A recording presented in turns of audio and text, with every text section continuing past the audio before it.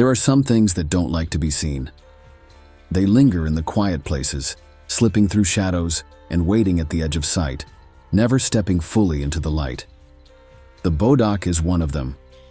He's not a monster that lunges from the dark, nor a spirit that wails in warning.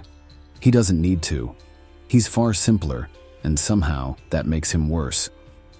The creak of a door with no wind to push it, the feeling of something just behind you when the room is empty, the way silence settles too thick when you're alone. These are the signs that he's near. No one really knows where he comes from. Some say he was once human, twisted by time and loneliness into something that never truly left. Others think he's older than that, something that predates men, a force that doesn't belong to any world but still lingers in both. Whatever the truth, one thing is certain. When the Bodach is near, misfortune follows. He doesn't hunt and he doesn't need to chase. He simply watches, waiting at the threshold, slipping through cracks, reminding those who sense him that something is coming. A trickster in some stories, a shadow of death in others, he is never fully seen and never fully understood. But those who know the old ways still leave a candle burning on certain nights. They keep their doors closed tight, whisper quiet prayers, and remind their children not to stare too long into the dark corners of the house. Because even now, even when the world has changed and people no longer speak his name aloud, he is still out there. This is the story of the Bodach, the Boogeyman from Celtic folklore. The Bodach's origins are difficult to pin down, wrapped in the kind of folklore that predates written history, passed from generation to generation in whispers rather than ink. Unlike gods or legendary heroes, he has no grand introduction, no mythic birth that explains his purpose. He simply exists, an ever-present shadow in the background of Gaelic culture, a figure so deeply ingrained in the fears of the people that his name has lingered for centuries. The word Bodach comes from Gaelic and can mean old man, churl, or rustic, but this simple translation doesn't capture what he represents. In some cases, the term was used to refer to an old, uncouth man, someone rough around the edges. But in folklore, the meaning takes a darker turn. The Bodach is not just an old man, he is something ancient, something beyond human, a presence that lingers at the threshold between the living and whatever lies beyond. His emergence in Gaelic folklore likely stems from a combination of cultural beliefs about spirits, death, and the unseen forces that shape the world. The ancient Celts had a deeply animistic view of existence, believing that spirits inhabited every part of the land. The hills, rivers, forests, and even the air itself were alive with unseen entities, some benevolent, others indifferent, and some outright hostile. The Bodach may have emerged from this worldview, taking form as one of the many spirits that occupied the liminal spaces between life and death, fortune and disaster. Some believe the Bodach was once human, a spirit that became twisted by time and loneliness, lingering in the mortal world long after it should have faded. Perhaps he became an ancestral spirit, forgotten and bitter, returning to remind the living of what they had cast aside. Many ancient cultures held strong beliefs about the spirits of the dead remaining tied to the living, either as protectors or as restless entities seeking acknowledgement. In some versions of Scottish folklore, he appears as a household spirit, something that lingers in the shadows of a home, watching over a family, but not necessarily in a comforting way. He is a reminder of the past, a presence that suggests the dead are never truly gone. Over time, this role may have shifted, his figure transforming from that of a guardian ancestor to something more ominous, a being that does not merely linger, but foreshadows misfortune. Others argue that he was never human at all, that he is something older, something that predates the idea of men entirely, a force of nature not bound by flesh, but by instinct, watching, waiting, always present where fear takes root. The Bodach's connection to the darker side of fate might also stem from ancient Gaelic beliefs about omens. The Celts placed great significance on signs and portents, believing that certain animals, dreams, or even sudden changes in the weather could predict future events. The Bodach may have been a product of this same mindset, becoming a supernatural figure associated with impending misfortune. His presence did not cause disaster, but it heralded it. Just as the banshee was said to wail before a death, the Bodach was said to appear in the quiet corners of a home before something terrible happened. As Christianity spread through Ireland and Scotland, many older pagan beliefs blended with new religious ideas, and the Bodach's role may have been influenced by this shift. Spirits that once held neutral or ambiguous roles were often reinterpreted as more sinister forces, associated with death and damnation rather than the natural cycles of life. The Bodach, already a figure tied to misfortune, likely became more feared over time, taking on a more malevolent reputation as he persisted in folklore. Unlike many figures of ancient mythology that fade as cultures evolve, he has remained in the background, his presence still acknowledged in quiet ways.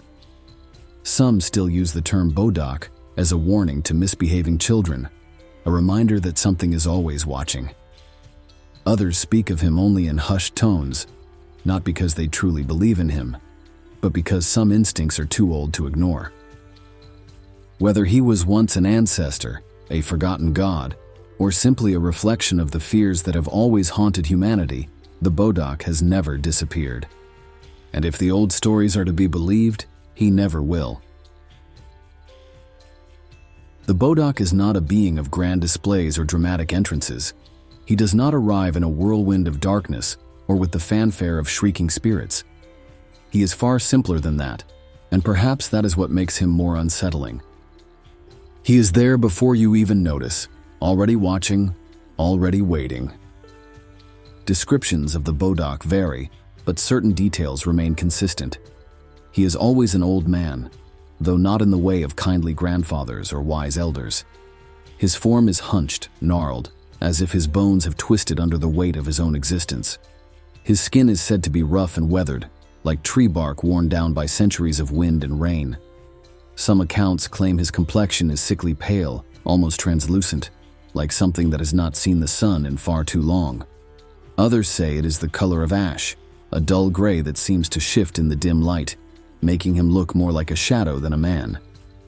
His clothing is tattered, resembling the garb of someone long forgotten.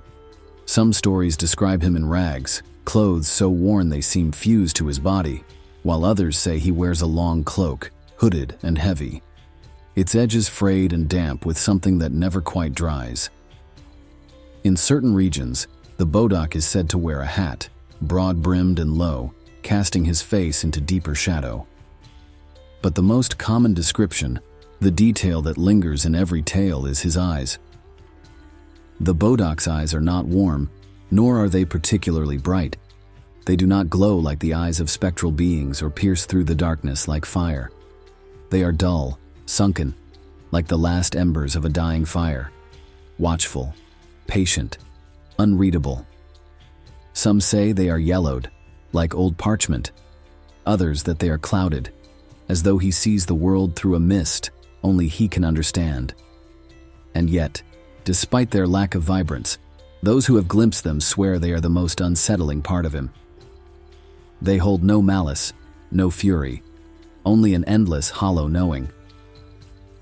In some tales, the Bodach is seen not as a single form, but as a shifting presence.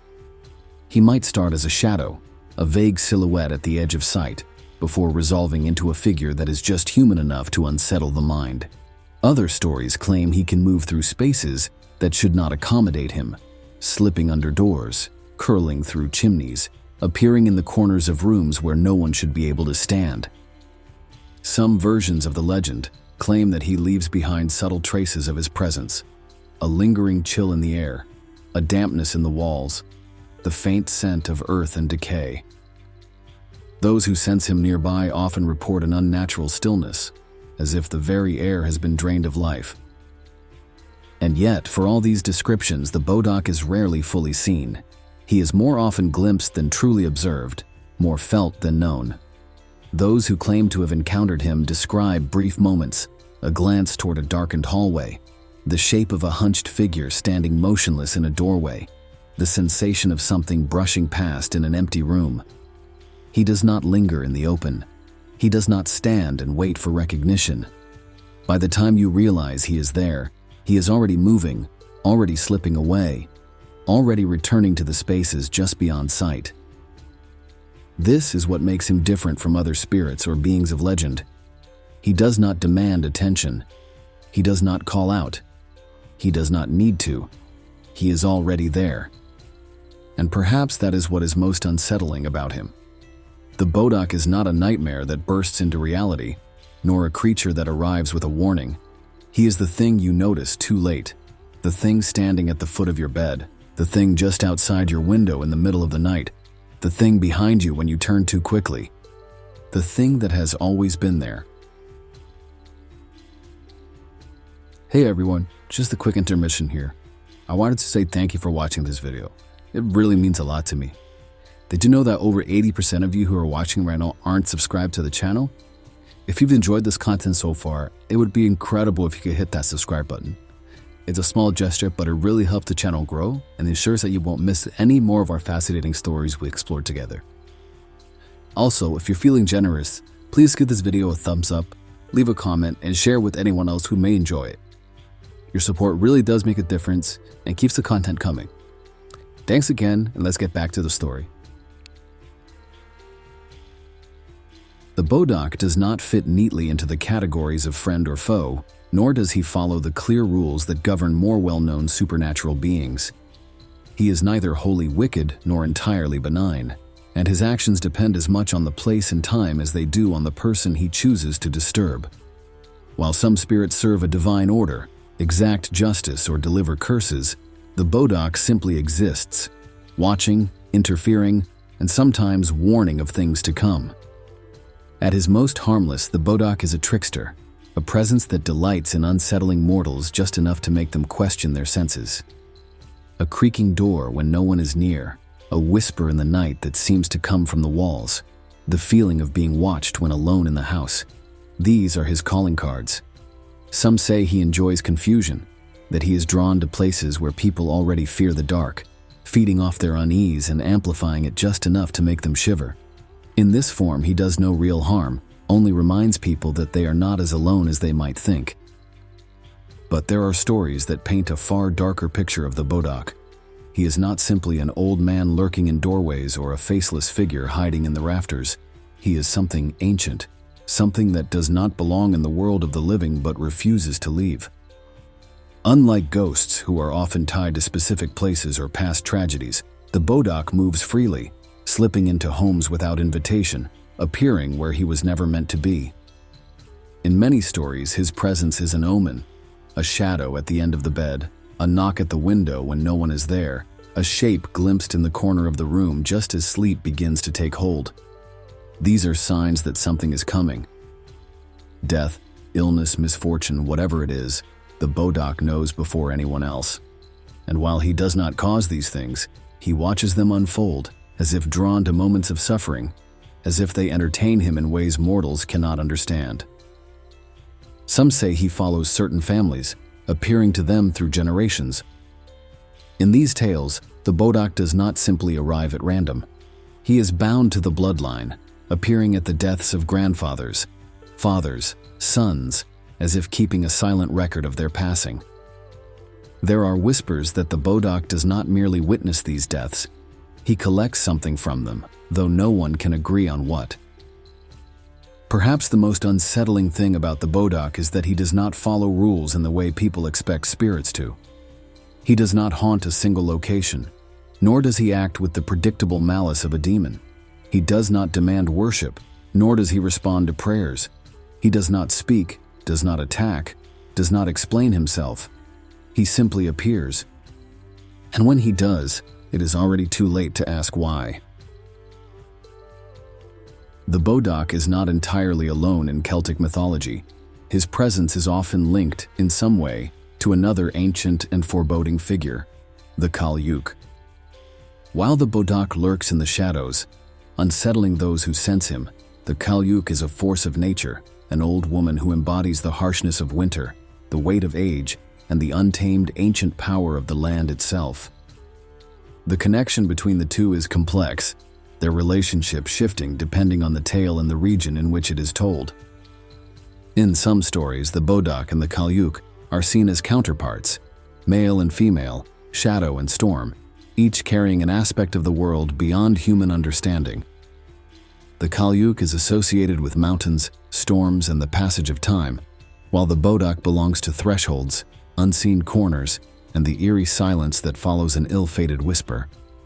Together, they represent something ancient, something that lingers in the periphery of human existence, shaping fate in ways that are not always understood. Certain Scottish and Irish traditions refer to them as a pair, sometimes even as husband and wife, though this is no romance by any mortal standard. The Bodach, in these tales, is a grim and wretched figure, an old man whose presence signals misfortune, while the Cailleach is his equally fearsome counterpart, controlling the changing of the seasons and the unforgiving bite of winter. They are not loving or kind, but neither are they wholly cruel. They simply are, existing beyond human morality, their influence felt rather than seen. One of the more unsettling aspects of their connection is the idea that together they control certain cycles of fate. The Cailleach is often seen as the force that brings the year to its close, a harbinger of the dark months, while the Bodach follows behind, ensuring that those who are meant to pass on do so. He does not cause death. He merely arrives to witness it, his presence a silent confirmation that the inevitable is near. In some versions of their story, she is the one who releases souls from the world, while he is the one who lingers to watch the spaces they once occupied. Their roles extend beyond mere myth. In parts of Scotland, particularly in the Highlands, the Bodach and the Cailleach were once figures of deep superstition, invoked in warnings to children, or whispered about on nights when the wind howled a little too fiercely against the walls. To see an old man lurking at the edge of a forest, or to hear an old woman's voice carried on the wind, was to be reminded that some forces in the world were older than kings, older than the gods men prayed to, and far beyond the reach of human understanding. Yet, despite their connection, the Bodach and the Cailleach are rarely seen together in stories. They exist in parallel, rather than in direct partnership, each with their own domain, their own eerie presence that unsettles those who cross their path. While the Cailleach shapes the landscape, carving mountains and shifting rivers with her staff, the Bodach moves through homes and villages unseen, watching from darkened corners, waiting for something only he understands. In some folklore, it is said that when the Cailleach recedes at the end of winter, retreating into the hills to rest, the Bodach follows behind, his presence lingering a little longer, ensuring that the passage of time has taken all that it was meant to claim. Some say this is why certain deaths occur in the transition between seasons, as if the two of them work in silent accord, one preparing the world for change, while the other ensures that nothing is left behind. The Bodach and the Cailleach are reminders that the world was once ruled by forces greater than men, forces that do not require temples or prayers to hold sway over life and death.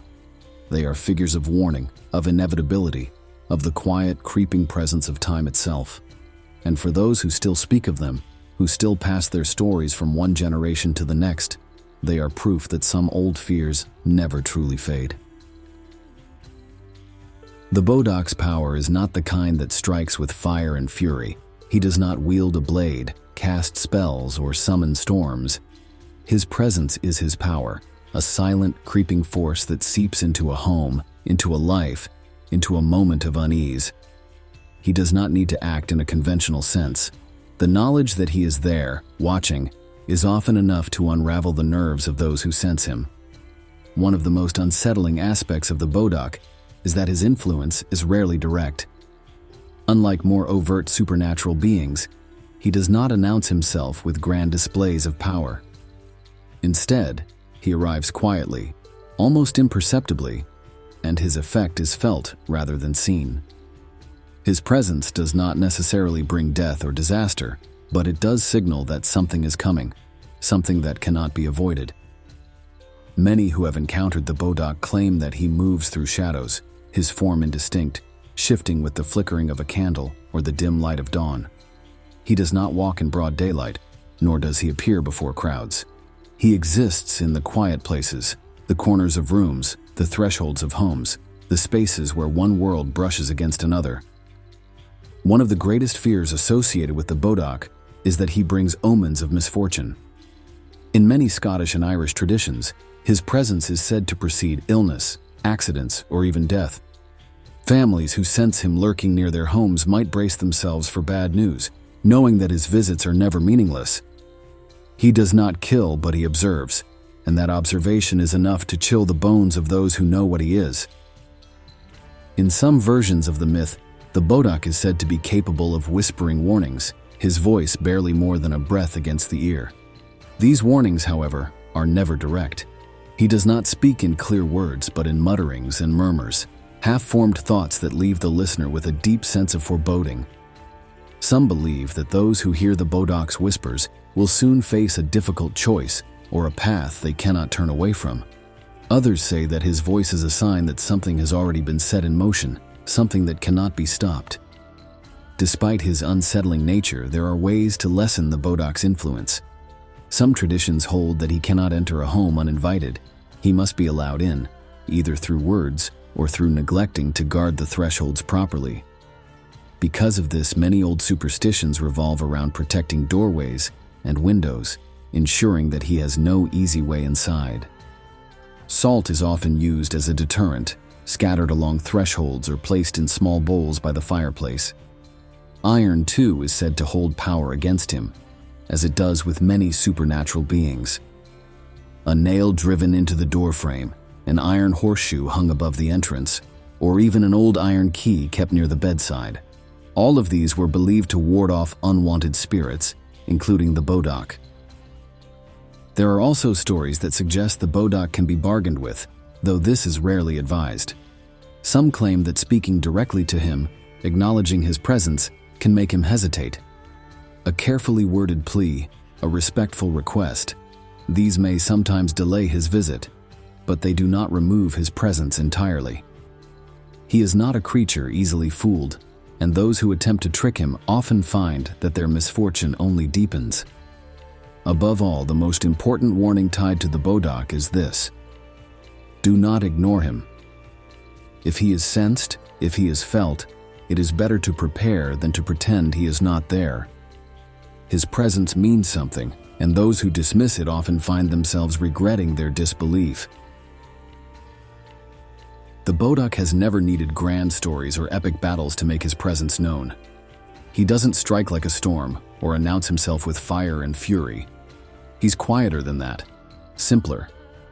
He has been lurking in Gaelic folklore for generations, a presence that has never truly faded. People may not speak of him as often now, but old fears don't just disappear. They settle into instincts, into the unease that creeps in when the house is too quiet, into the hesitation before stepping into a darkened room. Maybe that's why his legend still lingers, not because he's been written into countless stories, but because he is the kind of thing that doesn't need to be. He is felt rather than seen, whispered about rather than spoken of directly.